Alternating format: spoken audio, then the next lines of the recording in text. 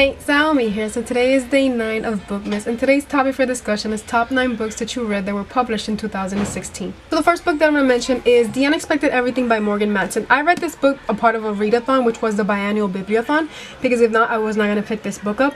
And I am so glad that I picked this book up, because this book really was a wonderful reading experience, and it touched me on such a personal level because it has a father that is present in this book, and you get to see how father-daughter relationships are being, like, can I say, rekindled or restored. And it's something that I really did love to see and read about and experience. You also get a beautiful story about friendship, even though there's something that did happen in the end that was a little bit sad by, but it is something that happens in real life, and I can't take away from it because of that. But it's a story that was just told so wonderfully, and you get these summer vibe, which is something that I really did enjoy in this book. And it also has dogs. I love dogs, so it was a story that I didn't know I was gonna fall for it so much, and I did. I loved it, and it's because I created a personal connection with it, and I gave this book 5 out of 5 stars. The that I mentioned is historical fiction, and it's the first book that I read as historical fiction, and it's one that I really did adore and I loved so much, and I want to continue reading historical fiction because it's a genre that I see that I don't gravitate towards a lot. But the book that I'm talking about is Salt to the Sea by Ruta Sepetys. I love this book. I enjoyed it so much. It was such a strong book to read, but I connected with it on such an emotional level because I felt so much empathy for so many of these characters, especially, what was her name, Amelia, I think. Yes, Amelia. Oh my god, the things that she went through was just so heart-wrenching. The only character that I really did not like, because I thought that he lived in another world, was Alfred. I didn't like his point of views that much, but this was such an amazing story to read about, and you can tell the level of research that was done to actually bring this story to life. And it's one that I really do appreciate so much, and I cannot wait to continue reading more from Ruta Sepetys because I thought that the writing was also lovely and it was brilliant, and just how everything is told, because you do get these 4 points of views that are being told throughout the entire story, and you get to see how eventually they are intertwined one with the other.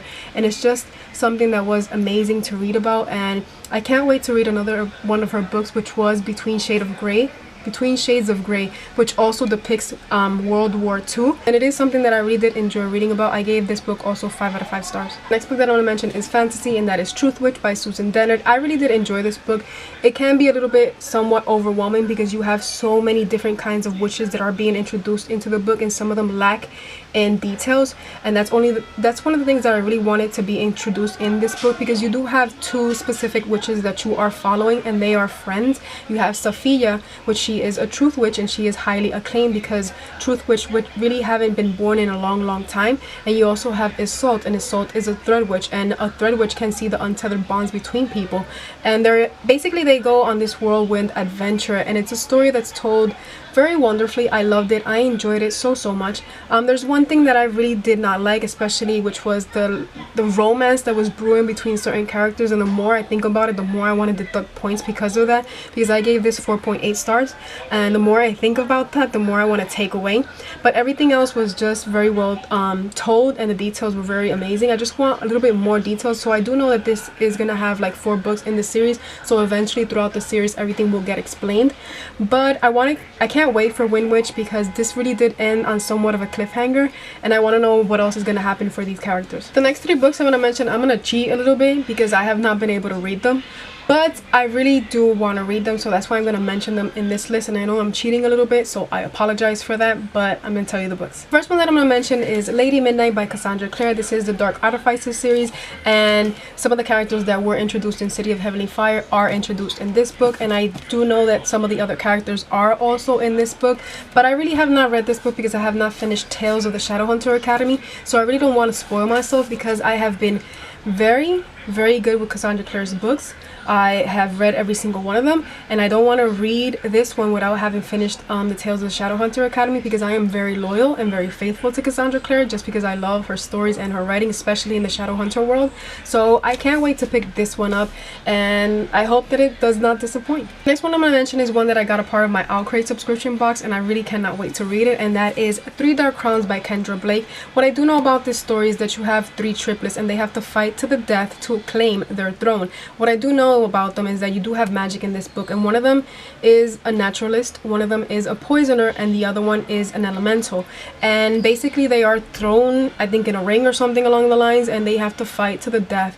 And it's very intriguing because like who's gonna come out victorious.